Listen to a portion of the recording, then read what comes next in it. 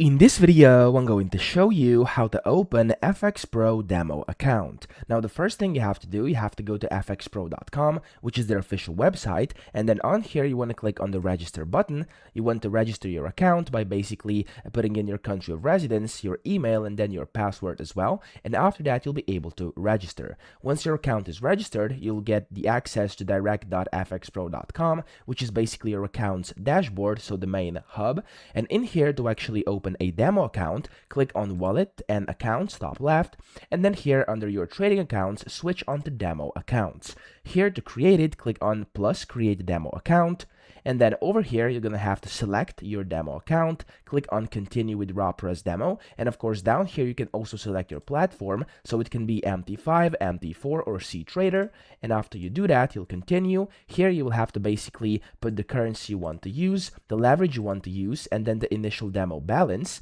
and you can select which execution method you want, and then after that, click on Create Demo Account, and just like this, your demo account will be opened on FxPro. So that's how easy it is. I hope this video helped you out. If it did, please subscribe to the channel and help me out as well.